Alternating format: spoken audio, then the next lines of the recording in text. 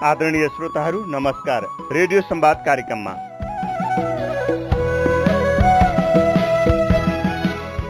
हरेक वर्ष जुन महिनाको 12 तारिकका दिन लागु औषध ओसार प्रसार विरुद्धको अन्तर्राष्ट्रिय दिवस मनाइन्छ।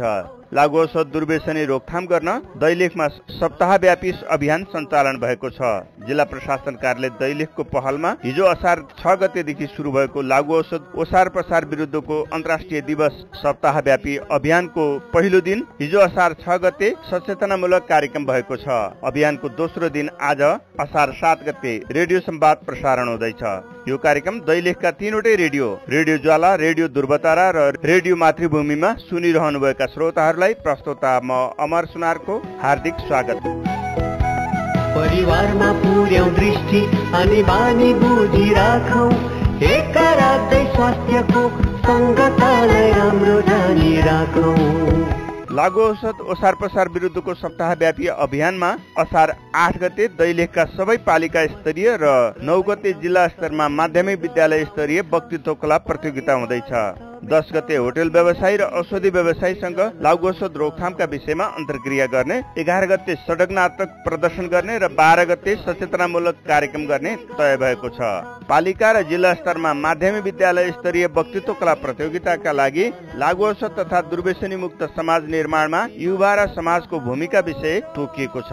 असार 8 गते पालिका स्तरमा माध्यमिक विद्यालय स्तरीय प्रतियोगिताबाट छनौट भएका विद्यार्थीहरूलाई भोलिपल्ट असार 9 गते जिल्ला सदरमुकाममा माध्यमिक विद्यालय स्तरीय वक्तृत्व कला प्रतियोगिता गर्ने कार्यसूची छ। अब लागु औषध भनेको के हो यसबारे जानकारी लियौं। शरीर र मानसिक स्वास्थ्य, सचेतना र अनुभूतिलाई विकृत तुल्याउने पदार्थलाई लागु औषध भनिन्छ।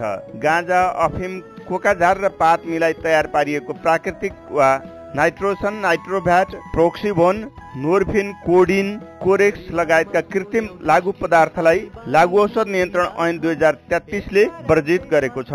ऐन अनुसार लागु औषध सेवन र ओसार प्रसारलाई फौजदारी मुद्दा चलाउने गरिएको छ।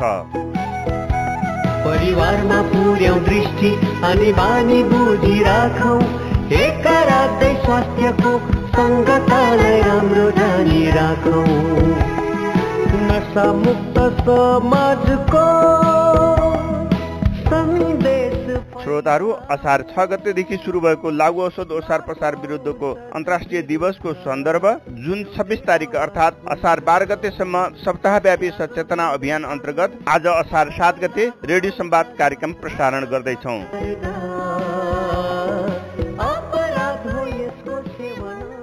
लागु औषध दुर्व्यसनी के हो, यसको असर र रोकथामका विषयमा जानकारीमूलक रेडियो संवादमा जिल्ला प्रहरी कार्यालय दैलेखका इन्चार्ज डीएसपी गणेश बहादुर बराल र स्वास्थ्य सेवा कार्यालयका प्रमुख डाक्टर मनोज विश्वकर्मालाई निम्त्याएका छौँ। दुवैजना अतिथिहरूलाई स्वागत छ। धन्यवाद अमर सर। धन्यवाद सर। सुरुमा जिल्ला प्रहरी कार्यालय दैलेख इन्चार्ज लागु औषध दुर्व्यसनीको अवस्था कस्तो छ, सुरुवात यहाँबाट गरौँ। दैलेख जिल्लामा लागु औषध दुर्व्यसनी र ओसार प्रसारको अवस्था शोचनीय अवस्थामा रहेको छ। देशैभरि लागु औषधको दुर्व्यसनी र ओसार प्रसार एकदमै बढी नै भइरहेको छ। विश्वमा नै युएनको प्रतिवेदन अनुसार 27 करोड 50 लाख सेवनकर्ता रहेको। नेपाल लागु औषध प्रयोगकर्ता सर्वेक्षण 2076 अनुसार 1,30,000 भन्दा बढी लागु औषध प्रयोगकर्ता रहेको देखिन्छ। प्रत्येक वर्ष 5% भन्दा बढीले बढिरहेको अवस्था, 19 वर्ष भन्दा तलै नै कुलतमा फसेको अवस्था रहेको छ। र दैलेख जिल्लामा पनि लागु औषधको दुर्व्यसनी र कारोबार वृद्धि भइरहेको छ। गाँजाजन्य चिजहरू, ब्राउन सुगर छिमेकी देशहरूबाट आउने गर्छ। गाँजा, चरेस उत्पादन भइरहेको पनि पाइन्छ। हाम्रो यो कारबाहीको डाटाले पनि देखाउँछ। स्वास्थ्य उपचारमा प्रयोग हुने लागु तथा मनोदीपक औषधिहरू, नार्कोटिक एन्ड साइकोट्रोपिक मेडिसिनहरू पनि सजिलै उपलब्ध हुनाले यसको पनि दुर्व्यसनीहरू चाहिँ बढ्दै गइरहेको छ। 100% मा 8% यस्तो पहुँचता भएको छ।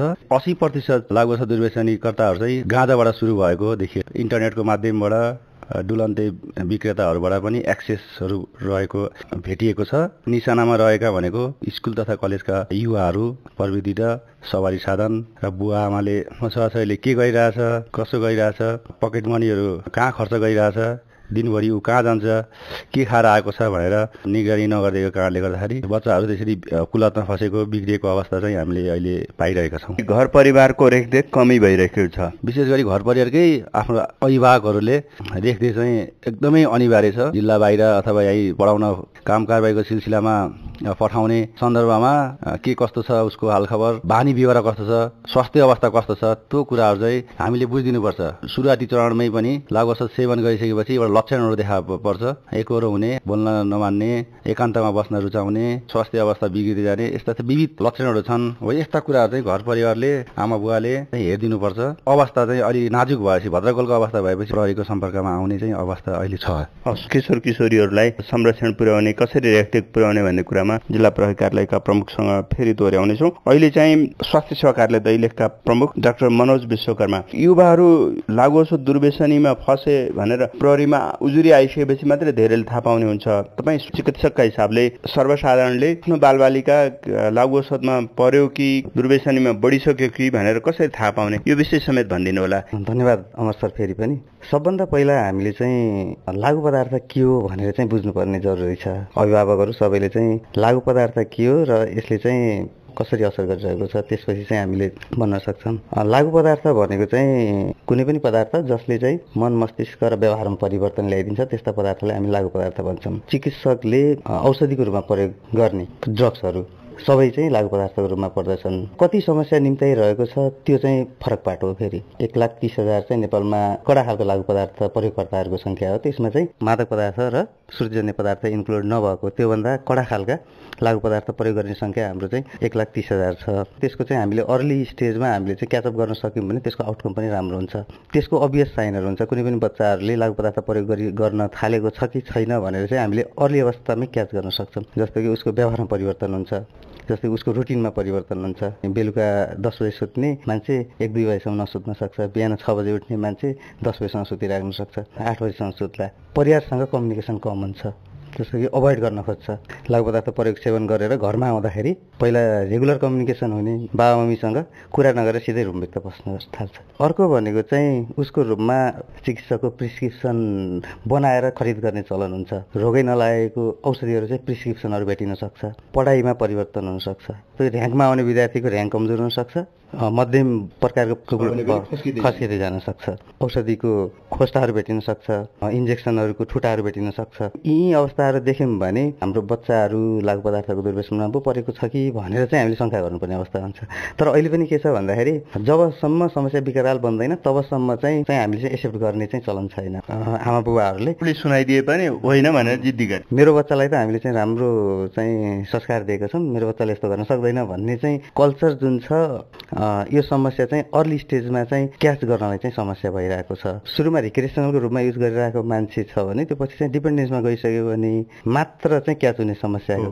सुरुमा मनोरञ्जनका लागि, आनन्दीका लागि मात्र गरेको पछि अमल बन्न सक्छ। अमल बनिसकेपछि छुटाउनु पनि गाह्रो हुन्छ। सुरुवातमै यो चरण थाहा पाउनु पर्यो। सुरुवातमै बालबालिकाहरूको गतिविधि कसरी निहाल्ने, जिल्ला प्रहरी कार्यालय दैलेखका प्रमुख प्रणाय उपरीक्षक गणेश बहादुर बराल। अब यो आफ्नो बालबालिका तपाईँहरूले चाहिँ बिहानदेखि बेलुकासम्मको गतिविधिहरू सूक्ष्म तरिकाले आफूले निगरानीमा राख्नुपर्छ, निरीक्षण गर्नुपर्छ। कहिलेकाहीँ आफ्नो छोराछोरीको कपडाहरूमा, गोजीहरूमा पनि हुनसक्छ। जस्तै कहिलेकाहीँ ट्याब्लेट हुनसक्छ, चुरोट हुनसक्छ, गाँ जाने चिजहरू हुनसक्छ। त्यस्तो तपाईँले कहिलेकाहीँ छड्के चेक जाँच गर्नुभयो भने पनि पत्ता लगाउन सक्नुहुन्छ। लागु औषध प्रयोगकर्ताहरूले को लक्षणहरूमा विशेष गरी एकान्तमा बस्न रुचाउने, अब यो शारीरिक रूपमा दुब्लाउँदै जाने, होइन, पढ्न मन नगर्ने, अनि अपराधजन्य कार्यमा लाग्ने, यस्ता कुराहरू चाहिँ देखिन्छ। अनि एकोरोपन हुने, फ्रस्ट्रेसन, स्मरण शक्ति हराउने, उसलाई उसको फिलिङ हराउने, सबभन्दा महसुस गर्ने क्षमता नै हराउने, अनि यस्ता यस्ता कारणले पछि चाहिँ आत्महत्या गर्न नि प्रेरित गर्ने, यस्ता कुराहरू परिवारमा असमझदारी बढ्ने, होइन, आफ्नै घरकै सामग्रीहरू पनि चोरी गर्ने, बुवा आमासँग झगडा गर्ने, यस्ता कुराहरू चाहिँ मुख्य लक्षणहरू हुन्। प्रहरीले आफैले पनि लागु औषध दुर्व्यसनी विरुद्ध सचेतनाका निम्ति काम गरिरहेको छ। ग्रामीण क्षेत्रमा पनि अहिले लागु औषध दुर्व्यसनी बढ्न थाल्यो भनिन्छ। त्यो ठाउँमा कसरी सचेतना पुगिरहेको छ? अवश्य पनि अहिले यो जिल्लाभरिमा हामीले गोप्य इन्टेलिजेन्स प्रयोग गरेर कस्तो छ त अवस्था लागु औषधको भन्ने बारेमा बुझ्दाखेरि अफिम खेती गरेको पनि भेटियो, त्यसलाई हामी नष्ट पनि गरियो। 80% कुलतमा फस्ने भनेको गाँजा चुरोटबाटै सुरु हुने भएको कारणले गर्दाखेरि 5-6 जनालाई सम्झाइ बुझाइ गऱ्यौँ। गाँजा खानेहरूलाई पनि प्रहरीले नि केही नगर्दो रहेछ कि भन्ने पनि भयो। अहिले हामीले चाहिँ अब गाँजा खानेलाई पनि कारबाहीतिर पनि जान्छौँ। अवेरनेस त हाम्रो छँदैछ, हेर्नु हजुरले भने जस्तै त्यही हाम्रो रुटिनगत स्कुलहरूमा युवा लक्षित, अभिभावक लक्षित त हाम्रो हुन्छ। तर अब कारबाहीतिर पनि जान्छौँ। अब र कारबाही पनि र सचेतनामूलक कार्यक्रम हामी दुइटै सँगसँगै बढाउनु भएको छ। यही कुरा त जानकारी लिन लाग्दाखेरि अहिले 16 जना प्रहरीको हिरासतमा थुनामा छन्। 5वटा मुद्दा चलिरहेका छन्। यो वर्ष गएको साउनदेखि असारको पहिलो हप्ता यो बेलासम्म 9वटा मुद्दा चले, 5वटा मुद्दा अहिले चलिरहेका छन्। कारबाही पनि सँगसँगै लैजानुपर्छ भनेर हो। हजुर हजुर, कारबाही पनि सँगसँगै लैजानुपर्छ। यो गाँजा मात्रै सेवन गरेहरूलाई हामीले अभिभावकलाई बोलाएर सुधार गृहमा राख्ने शर्त सहित त्यसरी हामीले जिम्मा लगाइन्छ। नजरअन्दाज गरियो, घरबाट पनि खालि केयर नगर्ने, फेरि ऊ बढ्दै बढ्दै जाने, कानुनलाई पनि अटेरी गर्ने जस्तो भयो। त्यसपछि गाँजा सेवन गर्नेलाई पनि हामीले व्यापक रूपमा कारबाहीमै जान्छौँ हामी। अब कारबाहीले कति रोकिन सक्छ? कारबाही गरेन भने त फेरि भए नै हुन्छ, अटेरीको अवस्था रहन्छ। कारबाहीले पनि धेरै रोकिन्छ। डर चाहिँ हुन्छ, सुधार उन्मुखमै हुनुपर्छ हरेक कुराहरू। सचेतना मेन कानुनी विषय चाहिँ छ है भने एउटा डरको भावना पैदा गराउनु। अब हामीले यहाँ सचेतना कार्यक्रम गर्दै हिँड्यौँ, युवाहरू के छ भन्दा मनमा सचेतना कार्यक्रम गर्दै गर्छ, हामी अब खाँदै गर्छौँ। किन अब के हुन्छ होला, छोडिदिएला प्रहरीले छोडिहाल्छ, खासै के नै हुने र जमानीमा छोडिहाल्छ, सुधार गृह पठाइहाल्छ। रिपिटेसन त्यस्तो देखियो कि एउटा अहिले क्रोनिक एउटै व्यक्ति 3 चोटिसँग प्रहरी कारबाही भएर अदालत गएर पछि अब फेरि अब पूर्वपक्षमा नि गएको, पछि फेरि छुटेको, सजाय भुक्तान गरेर पनि छुटेर फेरि सुरु गरेको छ। त्यस कारणले मैले अभिभावकहरूलाई पनि यहाँ लिस्टिङ पनि मैले गरेको छु। कति 4-5 जना चाहिँ एकदमै क्रोनिक हुनुहुन्छ। त्यस्तोलाई चाहिँ अब के गर्ने? अब नगरपालिकासँग स्थानीय तहसँग समन्वय गरेर उहाँहरूलाई 1-1.5 वर्षको लागि सुधार गृहमा राख्ने। कतिको त अब आर्थिक अवस्था राम्रै हुन्छ, उहाँहरूलाई पनि मैले रिक्वेस्ट पनि गरेको छु, सुधार गृह राख्नुहोस् उहाँहरूलाई। 1-1.5 वर्ष राखेपछि त पक्कै राम्रो होला भन्ने छ। यसरी समन्वय गरेर अनि यहाँ मादक पदार्थ सेवनको पनि 4-5 जना एकदमै हामीले क्रोनिक देख्यौँ। कहिले के हुन्छ भने थाहा छैन, जोसँग झगडा गर्दै हिँड्ने। त्यस्तोलाई पनि अभिभावकको आर्थिक अवस्था राम्रो भयो भने सुधार गृहमा राख्नुहोस् आफ्नै पैसाले भन्ने छ। आर्थिक अवस्था कमजोर भएकालाई पनि जस्ता स्थानीय निकायलाई समन्वय गरेर कम्तीमा 4-5 महिना 5-6 महिना सुधार गृहमा राख्नै पर्छ, सुरुवाती पनि गरेछौँ। श्रोताहरू अहिले सुन्दै हुनुहुन्छ लागुऔषध दुर्व्यसनी विरुद्धको सप्ताहव्यापी अभियानको सन्दर्भमा रेडियो संवाद कार्यक्रम। यो संवाद कार्यक्रममा आज हामीले स्वास्थ्य सेवा कार्यालय दैलेखका प्रमुख डाक्टर मनोज विश्वकर्मा र जिल्ला प्रहरी कार्यालय दैलेखका प्रमुख प्रहरी उपरीक्षक डीएसपी गणेश बहादुर बरालसँग कुराकानी गरिरहेका छौँ। लागुऔषध दुर्व्यसनी विरुद्धको अन्तर्राष्ट्रिय दिवस अथवा हरेक वर्ष जुन 26 तारिकका दिन मनाइने अन्तर्राष्ट्रिय लागुऔषध दुर्व्यसनी तथा ओसार पसार विरुद्धको दिवसको सन्दर्भ पारेर यो वर्ष सप्ताहव्यापी रूपमा अभियान सञ्चालन हुँदैछ। दैलेखमा जिल्ला प्रशासन कार्यालय दैलेखको समन्वयमा दिवसलाई असार 6 गतेदेखि 12 गतेसम्म अभियानको रूपमा चलाइँदैछ। असार 12 गते अथवा जुन 26 तारिकका दिन अन्तर्राष्ट्रिय लागुऔषध दुर्व्यसनी तथा ओसार पसार विरुद्धको दिवसको समापन कार्यक्रम हुँदैछ। सप्ताहव्यापी कार्यक्रमभित्र असार 7 गते रेडियो संवाद कार्यक्रम छ। यो वर्ष नारा स्वस्थ सभ्य सुरक्षित समाजको प्रतिबद्धता, लागुऔषध दुरुपयोग विरुद्धको ऐक्यबद्धता, यो नारा सहित सप्ताहव्यापी अभियान सञ्चालन भइरहेको छ। यो अभियानको सन्दर्भमा सचेतनामूलक रेडियो संवाद कार्यक्रम जिल्ला प्रहरी कार्यालय दैलेखका प्रहरी प्रमुख डीएसपी गणेश बहादुर बराल र स्वास्थ्य सेवा कार्यालय दैलेखका प्रमुख डाक्टर मनोज विश्वकर्मासँग कुराकानी गरिरहेका छौँ। अब डाक्टर साहबसँग जाँदैछु। अघि डे साहबले युवाहरूलाई अभिभावकहरूले रेखदेख पुर्याउनु पर्यो, सिम्टमहरूका कुरा बताउनु भएको छ।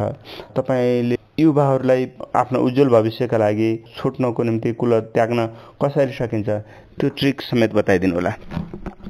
धन्यवाद। फेरि पनि मान्छे कौतल प्राणी हो, मान्छेले नयाँ नयाँ गर्न खोज्छ। किशोर अवस्था भनेको चाहिँ अझै बढी उत्सुक उमेर, त्यो उमेरमा झन् बढी चाहिँ कुलतमा फस्ने समस्या हुनसक्छ। कुलतमा फस्ने चान्स चाहिँ एकदम धेरै हुन्छ किशोर अवस्थाको उमेरमा। किशोर अवस्थामा र बालबालिका र किशोर अवस्थाले सबैभन्दा धेरै समय बिताउने भनेको चाहिँ घर र स्कुल। हामीले रोकथाम गर्नलाई पहिलो स्टेप भनेको चाहिँ घर र स्कुलबाट नै सुरु गर्नुपर्छ। फरक फरक लेभलबाट फरक फरक ढङ्गले चाहिँ कदमहरू चाल्नुपर्छ जस्तो लाग्छ मलाई चाहिँ। माथिल्लो निकायबाट हाम्रो चाहिँ करिकुलममा पनि लागुऔषध सम्बन्धी यसका असरहरूदेखि लगेर सबै चाहिँ करिकुलममा समेटिनु पर्यो। चाहिँ बेला बेलामा सचेतनात्मक कार्यक्रमहरू स्कुलमा चाहिँ हुनु पर्यो। सँगसँगै बाबा आमाले पनि बालबच्चाले के गरिरहेको छ, कसरी मेरो बच्चाको अवस्था के छ भनेर चाहिँ नियमित रेखदेख गर्नुपर्ने अवस्था छ। अर्को भनेको चाहिँ कुलतमा फस्न नदिन हामीले चाहिँ विभिन्न सचेतनात्मक कार्यक्रम र यसका असरहरूको बारेमा उहाँहरूलाई चाहिँ सचेत गराउने एउटा भयो। अब कुलतमा फसिसकेकालाई चाहिँ के गर्ने भन्ने चाहिँ अर्को कुरा हो। अर्ली स्टेजमा छ भने चाहिँ छुटाउन सजिलो हुन्छ, तर सुरुवाती चरणमा जब चाहिँ डिपेन्डेन्समा पुगिसक्यो भने चाहिँ छुटाउन एकदमै गाह्रो। अम्मली भइसक्यो भने चाहिँ छुटाउन गाह्रो छ। विश्व स्वास्थ्य सङ्गठनले नै एडिक्सन अम्मललाई चाहिँ रोगकै रूपमा परिभाषा गरिसकेको छ। उपचार गर्ने भनेको चाहिँ मेडिकल भाषामा भन्दाखेरि साइकेट्रिस्ट डाक्टर मनोचिकित्सकले एमबिबिएस पछि विभिन्न ट्रेनिङहरू पाएर पहिलो भनेको चाहिँ चिकित्सकको सल्लाह हुनैपर्छ पनि छन्। सुधार गृह एकदमै राम्रो कन्सेप्टमा चलिरहेको छ। सुधार गृहमा सँगसँगै बेला बेलामा मनोचिकित्सकसँग पनि परामर्श गर्ने व्यवस्था गर्न सकियो भने अझ यसको आउटकम अझै राम्रो हुन्छ। यसको उपचार गर्ने चिकित्सकहरूबाट चाहिँ उपचार गराउनुपर्छ। मनोचिकित्सक सँगसँगै हाम्रो चाहिँ रिहेबिलिटेसन सेन्टरमा राख्न सकियो भने यसको उपचार सम्भव छ। युवाहरूले कतिपय बेला आफैले पनि मनन गर्नुपर्ने कुरा होला। किशोर अवस्था त के हो भने घर परिवारसँग टाढा हुने, साथीसँग समय बिताउने, कतिपय रात बिताउने, त्यसपछि ठाउँ छोडेर पढ्न टाढा गएको हुन्छ। त्यसो हुँदा त साथीसँगै सङ्गत हुने, साथी कस्तो पर्यो भन्ने कुराले असर गर्ने कुरा हो। साथी सङ्गतिको प्रभावले झन्डै 68% दुर्व्यसनमा फस्दा रहेछन्। किशोर अवस्था नै बढी समय जति साथीसँगै समय दिन्छ, त्यही साथीको प्रभावले कुलतमा फसिसकेपछि पनि आफू स्केप हुन सक्ने कुरा पनि त हुनसक्छ। आफूले जीवन लक्ष्य त पहिल्यै पनि बनाएको हुन्छ युवाले, म यहाँ जाने हो, यो बन्ने हो भन्ने लक्ष्य राखेको छ भने त्यो लक्ष्यलाई चिन्ता गर्यो भने युवा स्वयं आफैले पनि त दुर्व्यसनी छोड्ने हुन सक्ला। त्यो नै कुरा हो। पहिलो भनेको चाहिँ स्केप हुन नसक्नु नै डिपेन्डेन्सी हो। अब हामीले चाहिँ डिपेन्डेन्ट अमली कति बेला भन्ने कुरा हो। प्रत्येक व्यक्तिले, प्रत्येक दुर्व्यसनीले बेलुका अन्तिम डोज जुन लागु औषध प्रयोग गर्नुहुन्छ त्यति बेला प्रयोग गरिसकेपछि भोलिदेखि मैले छोड्छु नै भन्ने उहाँहरूको परिकल्पना हुन्छ कि प्रत्येक अमलीको। किनकि गिल्टी फिल भइरहेको हुन्छ प्रयोग गर्दै, मैले दुःख दिइरहेको छु, फ्यामिली दुःख पाइरहेको छ, मैले दुःख पाइरहेको छु नै भन्ने हुन्छ उहाँहरूको सोचाइ महसुस भएको हुन्छ। प्रत्येक अमलीको उहाँहरूको कुरा सुन्दाखेरि, हामीले चाहिँ उपचार गरिरहँदा उहाँहरूको कुरा सुन्दाखेरि प्रत्येक अमलीको अन्तिम राति सुत्नुभन्दा अगाडि जब लास्ट डोज प्रयोग गर्नुहुन्छ आजको भने त्यति बेला चाहिँ उहाँले सोच्ने परिकल्पना गर्ने भनेकै मैले भोलिदेखि गर्दिनँ भन्ने हो। तर अमली भइसकेपछि उहाँले चाहिँ त्यो कन्ट्रोल गर्न सक्नुहुन्न। भोलिपल्ट फेरि खान मन लाग्छ, भोलिपल्ट फेरि खाएन भने उहाँलाई शारीरिक समस्या, मानसिक समस्या देखिन सक्छ, उहाँलाई छटपटाहट हुन्छ। त्यो कारणले गर्दाखेरि उहाँलाई भोलिपल्ट फेरि चाहिन्छ। आफै स्केप हुन नसक्ने कार्यले गर्दाखेरि अमलीहरूलाई चाहिँ चाहना हुँदाहुँदै पनि उहाँहरूले चाहिँ आफै छोड्न सक्नुहुन्न। त्यसको लागि हामीलाई चाहिँ मनोचिकित्सक प्लस रिहेबिलिटेसनको जरुरत भएको कारण चाहिँ त्यो हो, आफूले चाहिँ छोड्न नसक्ने अवस्था आएर नै। त्यसो भए युवाले आफू मैले जीवनको लक्ष्य यति यहाँ लिएको छु, गलत गरिरहेको छु भन्ने बेला सुरुवाती चरणमै ज्ञान लिन सक्नु पर्यो। हो, सुरुवाती चरणमै त्यो भयो भने उहाँ चाहिँ जब अमली बन्नु भएको छैन तर सुरुवाती चरणमा हुनुहुन्छ भने त्यति बेला चाहिँ उहाँले चाहनुभयो भने छोड्न चाहिँ सकिन्छ। यो फेरि सुरुवाती चरणमा मैले यो छोड्नुपर्छ भन्ने चाहिँ भावना जागृत भयो भने यो चाहिँ छुट्छ यो बानी। तर जब अमली बनिसक्नुहुन्छ, अमली बनिसकेपछि चाहेर पनि छोड्न नसक्ने अवस्था हुन्छ। हस्, अब करिब अन्तिमतिर जिल्ला प्रहरी कार्यालय दैलेखका प्रहरी प्रमुख डिएसपी गणेश बहादुर बराल, तपाईँले श्रोताहरूलाई भन्नुपर्ने केही छ? सम्पूर्ण दैलेख जिल्लावासीहरू, सम्पूर्ण स्थानीय जनसमुदायहरूलाई मैले के भन्न चाहन्छु भन्दा अहिलेको यो लागु औषध दुर्व्यसन एकदमै युवा समूहमा भुसको आगोसरी फैलिएको छ र यो एउटा फेसन जस्तो भएको छ। यसलाई रोकथाम गर्नका लागि तपाईँ स्थानीय जनसमुदाय सबैको स्थानीय तहकै सहकार्यमा हामीले काम गर्ने नै छौँ। दुईवटा एक्सन प्लान बनाएको छौँ। एउटा चाहिँ प्रोएक्टिभ सचेतनामूलक कार्यक्रम, यसमा चाहिँ स्कुल, क्याम्पस, युवा क्लब, अभिभावक लक्षित कक्षा सञ्चालन गर्ने, पर्चा पम्पलेट वितरण, सार्वजनिक ठाउँहरूमा कार्यालयहरूमा सूचनामूलक घडी बोर्डहरू राख्ने, टिभी रेडियो पत्र पत्रिका तथा सामाजिक सञ्जालहरूमा प्रचार प्रसार गएर सबैलाई जानकारी गराउने एउटा हाम्रो लक्ष्य छ भने अर्को लागु औषध सेवनकर्ता र कारोबारीहरूको निगरानी, चेक जाँच, खोजतलास गरी कारबाहीको दायरामा ल्याउने, लागु औषध खेती नष्ट गर्ने, राजमार्गका सीमा क्षेत्र तथा शङ्कास्पद ठाउँहरूमा ड्रग डिटेक्टिभ डिभाइसहरू राखी चेक जाँच गर्ने, लागु औषध प्रयोगकर्तालाई पहिचान गर्नका लागि टेस्ट किटबाट जाँच गर्ने बाटो र सबै साधनहरूलाई हामीले निगरानीमा राखेका छौँ र केही हामीले पत्ता लगाएर कारबाही पनि गरेका छौँ। यसरी चाहिँ हामीले यो लागु औषध दुर्व्यसनी र कारोबारलाई हामीले नियन्त्रण गर्ने हामीले जो यो एक्सन प्लान बनाएका छौँ। फेरि कथाचित हाम्रो कोही कुलतमा फसिहाल्यो भने त्यस्तालाई चाहिँ हामी डाक्टर साहबले भनिसक्नुभयो, डाक्टर साहबहरूको सल्लाहमा जो चिकित्सक उहाँहरूलाई चाहिँ हामीले सम्पर्कमा ल्याउने, त्यस लगायत फेरि सुधार गृह पठाउने, मनोपरामर्श सहयोग गर्ने कामहरू पनि हामीले गर्नेछौँ। लागु औषध दुर्व्यसनी न्यूनीकरण गर्नका लागि सम्पूर्ण अहिले नेपाल सरकार छ लागु औषध दुर्व्यसन सम्बन्धीको गृह योजना एउटा धेरै कानुनहरू बनेका छन्, एकदम प्रयास गरिरहेको छन्। तर सरकारले त गइरहेको छ, अभिभावकहरूले चाहिँ अलिकति आफ्नो छोराछोरीलाई निगरानी चाहिँ पनि त्यस्तै गरिदिनु होला भन्न चाहन्छु। रेखदेख चाहिँ घर परिवारकै रेखदेख चाहियो बढी। केही समस्या आयो भने तुरन्त अब प्रहरी कार्यालयमा भिजिट गराउने हो कि डाक्टर साहबलाई गर्ने कि अनि साइको सोसियल सपोर्टहरू चाहिने हो कि यसरी चाहिँ अब सपोर्ट माग्नु पर्यो। राज्यका निकायहरू छन्, अरू सुधार गृहहरू छन्, कस्तो तपाईँलाई छोराछोरीलाई के समस्या परेको छ, प्रहरी कार्यालयमा आउने बित्तिकै सुनिहाल्छ, इज्जत जान्छ भन्ने होइन। प्रहरी भनेको तपाईँकै साथी हो, प्रहरी भनेको समस्या समाधान गर्ने ठाउँ हो। है मलाई समस्या पऱ्यो भन्ने होइन, हामी पनि कानुनलाई प्रयोग गरेर तपाईँहरूलाई सहजीकरण पनि गर्न सक्छौँ। यो अपराध यस्तो हो कि कोहीले सेवन गर्यो भने उसको स्वास्थ्यमा समस्या पर्ने भयो, अब उसले चाहिँ ऊर्जनशील उसको क्षमता चाहिँ अब ह्रास हुन्छ र अन्तिममा चाहिँ मृत्यु नै हुन्छ।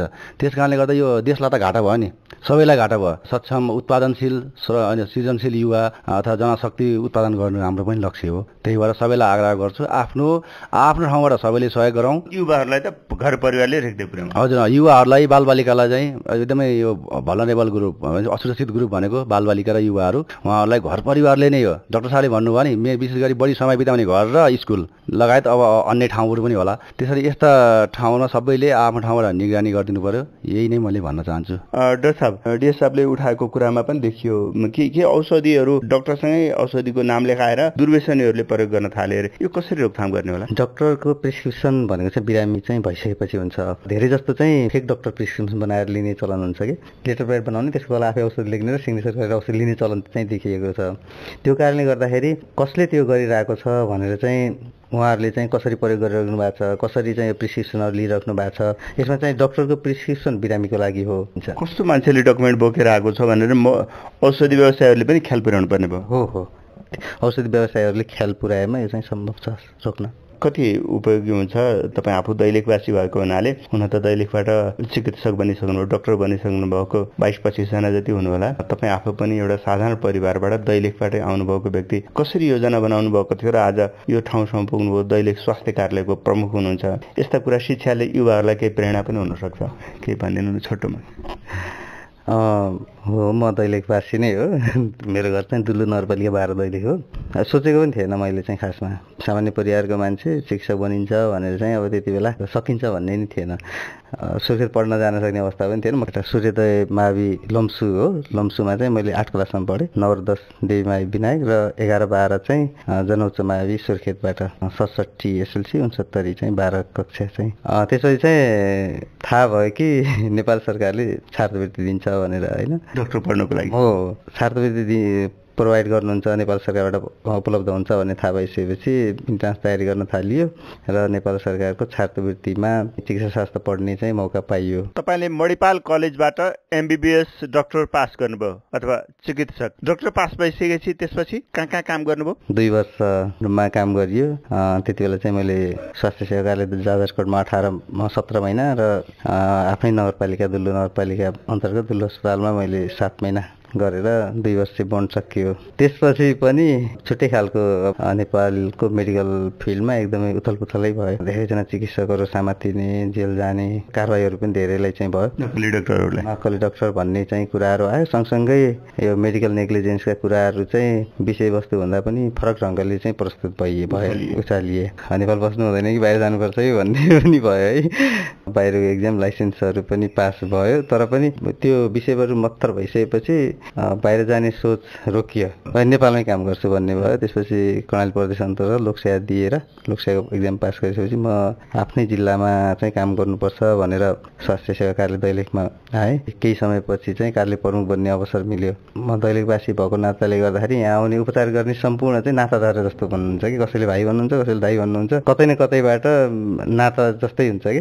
तपाईँले आफैले पनि नाता लगाएकै राम्रो माने जस्तो? राम्रो हुन्छ, हो, नाता लगाएकै राम्रो हुन्छ, राम्रो लाग्छ आफूलाई पनि। कार्यालय प्रमुख भइसकेपछि केही योजनाहरू छन्, कुनै चाहिँ सर्ट टर्म योजनाहरू छन्, कुनै चाहिँ लङ टर्म योजनाहरू छन्। यति वर्षदेखि सञ्चालन भइरहेको छ, तर हामीसँग भौतिक पूर्वाधार छँदै छैन। 2045 सालमा रानी ऐश्वर्यले उद्घाटन गर्नुभएको अस्पताल 38 वर्ष भयो। त्यही संरचनामा चलिरहेको छ र 15 बेडमै चलिरहेको छ। हामी चाहिँ छिटै नै यसलाई चाहिँ 50 बेडमा अपग्रेड गरिसकेपछि विशेषज्ञ चिकित्सक सहित चाहिँ सेवाहरू थप्न सकिन्छ कि भनेर लागिरहेको छौँ। छिटै नै यो 50 बेडमा अपग्रेड हुन्छ होला। 15 बेडको हस्पिटल हामीले चाहिँ 56 बेडमा चलाइरहेको छौँ। दैनिक चाहिँ सेवाग्राहीहरू अहिले पनि बढ्दो क्रममै हुनुहुन्छ। अहिले चाहिँ पहिला चाहिँ अब रिफर धेरै हुन्थ्यो, रिफर कम भइरहेको छ। अपरेसनहरू पनि सकभर यहाँ नै गरौँ, सम्भव भएसम्म यहाँ गरौँ भने प्रयास गरिरहनु भएको छ। हजुर रिफर कम भयो। हजुर, निकट भविष्यमा नै हामीले चाहिँ विशेषज्ञहरू ल्याउन सकिन्छ कि भनेर लागिरहेको छौँ। मेडिसिन कन्सल्टेन्ट उहाँ आउने प्रक्रियामा हुनुहुन्छ, लगभग 1 हप्तामा आउनुहुन्छ होला। यो वर्षदेखि नै हामीले चाहिँ हार्ट जोर्नीको अपरेसन सुरु गर्ने भनेर प्रदेशसँग सिएम मेसिनको माग गरेको छौँ। मेसिन आइसकेपछि हामीले हार्ट जोर्नीको अपरेसन पनि दैलेखबाट नै सुरु गर्छौँ। जनताहरूले चाहिँ दैलेखमै सेवा पाउनुहुन्छ भनेर लागिरहेका छौँ। पालिकाहरूसँग डेटाहरू मगाउँदाखेरि सर्ने रोगहरूभन्दा नसर्ने रोगहरू चाहिँ एकदमै धेरै बढिरहेको देखियो। त्यसमा पनि अब अहिलेको मृगोला रोग डायलाइसिस गराएको बिरामी नै हामीसँग 107 जना आउनुहुँदो रहेछ। कोही कसैले काठमाडौँ गरिराख्नु भएको छ, यहाँ सेवा नभएर डायलाइसिस सेवा पनि विस्तार गर्न सकिन्छ कि भनेर सामाजिक विकास मन्त्रालय सुर्खेत, कर्णाली प्रदेश आपूर्ति व्यवस्था विभाग काठमाडौँसँग कुरा भइरहेको छ। डायलाइसिस मेसिन उपलब्ध गराउने भनेर उहाँहरूले चाहिँ वचन दिनुभएको छ। त्यो भयो भने हामीले यो आउँदो आर्थिक वर्षदेखि त्यो सेवा पनि सुरु गर्ने चाहिँ जानकारी गराउन चाह्यौँ। सँगसँगै कार्यालय सञ्चालनलाई कसरी व्यवस्थित बनाउने, अनावश्यक खर्चहरूलाई कटौती गरेर कार्यालयबाट गुणस्तरीय स्वास्थ्य सेवा दिनलाई चाहिँ प्रतिबद्ध छु। सबैको साथ सहयोग रह्यो भने दैलेखमा छिट्टै नै कर्णालीको सबैजसो जिल्लाहरूमा अत्याधुनिक भवन बनेर सेवाहरू विस्तार गरिसक्नु भयो। तर हाम्रोमा चाहिँ ठाउँकै अभाव छ अहिले पनि। 10वटा जिल्लामा सबैभन्दा कमजोर भौतिक संरचना भएको दैलेख। यो भौतिक संरचना अब नयाँ बिल्डिङ कहिले बन्छ त्यो चाहिँ अब एकिनसाथ भन्न सक्ने अवस्थामा पनि छैन। तर अस्थायी संरचनाहरू बनाएर भए पनि हामीले चाहिँ विशेषज्ञ सहितको स्वास्थ्य सेवा अर्को आर्थिक वर्षदेखि सुरु गर्छौँ। यो चाहिँ दैलेखवासीलाई मेरो प्रतिबद्धता भयो। सबैको साथ सहयोग छ र सबैको साथ सहयोग पछि पनि रहनेछ भन्ने चाहिँ आशा छ। मैले अघि लागु औषध दुर्व्यसनीसँग विषय कुरा गर्दै गर्दै कार्यालय प्रमुखको जिम्मेवारीमा आइपुग्दा र साधारण जीवनबाट चिकित्सकको अथवा डाक्टर बनिसक्दाको कुरा, कतिपय युवाहरूलाई एउटा लक्ष्य लिने कुरा हो पनि बढोस् भनेर पनि यो कुरा उठाएको हुँ। अन्त्यमा म यो बन्न सक्छु भने आत्मविश्वास कसरी पैदा गर्ने युवाहरूलाई भनिदिनु होला। आत्मविश्वास आफ्नो लक्ष्यमा चाहिँ हिँड्ने हो। उडित छुनी चन्द्रएका भन्छ नि होइन, हामीले चन्द्रमा छुने लक्ष्य राख्नुपर्छ। सम्भव, सबै कुरा सम्भव छ। प्रविधिले हामीलाई चाहिँ धेरै नै दिएको छ। आर्थिक अवस्थाले र भौगोलिक अवस्थाले, आर्थिक अवस्थाले केहीले पनि छेक्दैन। आफ्नो लक्ष्यमा अगाडि बढ्नुभयो भने लक्ष्य अवश्य प्राप्ति हुन्छ। 2 दिन ढिलो हुनसक्छ तर लक्ष्य अवश्य प्राप्ति हुनसक्छ भनेर चाहिँ भन्न चाहन्छु। हामी चाहिँ सत्यको बाटो र आफ्नो लक्ष्यप्रति चाहिँ दृढ भयौँ भने यो कुरा चाहिँ सम्भव छ। राज्यको लागि युवाहरूले योगदान गर्नु छ, त्यो बाटोमै लाग्नु पर्छ। राज्यले हामीलाई धेरै लगानी गरेको छ, हामीले पनि राज्यलाई केही दिनु छ। आफ्नो लक्ष्य उपलब्धि गरेर राज्यलाई चाहिँ योगदान दिनुपर्छ। सबैले सकारात्मक काममा लागौँ, राम्रो बाटोमा लागौँ। हजुर, हस्, तपाईँले समय दिनुभयो, धेरै धेरै धन्यवाद। धन्यवाद। अन्तिममा एउटा कुरा भन्न चाहन्छु, लागु औषधलाई हामीले चाहिँ अब यो अहिले रोगकै रूपमा विकसित भइसकेको कारणले गर्दाखेरि कोही व्यक्ति लागु पदार्थ प्रयोग गरिराख्नु भएको छ भने खुलेर आफ्नो रोगको बारेमा भन्न चाहिँ हामीले उत्प्रेरणा गरौँ, उहाँहरूलाई चाहिँ त्यसको लागि सहजीकरण गरौँ भन्ने चाहिँ सबैलाई आग्रह गर्दै कार्यक्रम बोलाउनु भयो। यसको लागि धेरै धेरै धन्यवाद। तपाईँलाई धेरै धेरै धन्यवाद। हस्, धन्यवाद। अन्तिममा तपाईँले भन्नुपर्ने केही सन्देश? सम्पूर्ण लागु औषधको बारेमा धेरै कुराहरू गऱ्यौँ। मनसुनको समय अघिल्ला वर्षहरूभन्दा अहिले अत्यधिक वर्षा हुने भनिएको छ। आफू सुरक्षित ठाउँमा रहनु होला, सुरक्षित हुनु होला। विपदजन्य घटनाहरू भयो भने सूचनाहरू चाहिँ टाइममा दिनु होला भन्न चाहन्छु। म आएको 1.5 महिना भयो। दैलेख शान्ति सुव्यवस्थाको अवस्था सामान्य नै छ। जनसमुदाय, राजनीतिक दलका व्यक्तिहरू र अन्य निजी क्षेत्र, सरकारवाला निकायहरू, स्थानीय तहहरू सबै एकदमै सकारात्मक र सपोर्टिभ हुनुहुन्छ। एकदमै म खुसी लागेको छ। अन्त्यमा लागु औषध दुर्व्यसनी रोकथाम, कारोबारहरूको रोकथाममा चाहिँ सबैको साथ सहयोग होस् भन्न चाहन्छु। हस्, धन्यवाद। हस्, दुवैजना पाहुनाहरू स्वास्थ्य सेवा कार्यालय दैलेखका प्रमुख डाक्टर मनोज विश्वकर्मा र जिल्ला प्रहरी कार्यालय दैलेखका प्रहरी प्रमुख डीएसपी गणेश बहादुर बराल, दुवैजनालाई धेरै धेरै धन्यवाद।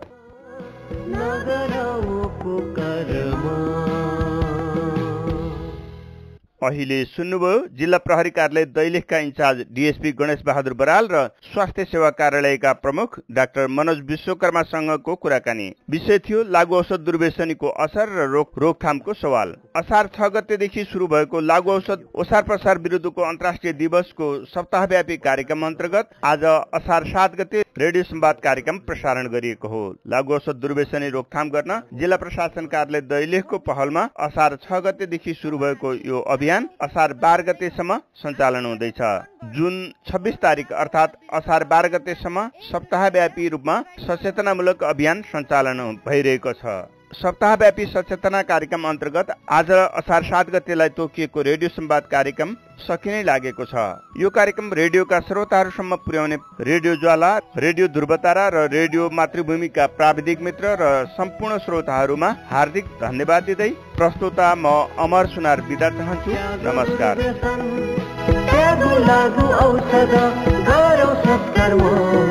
अपराध हो यसको व्यापार नगरौँ आधारमा,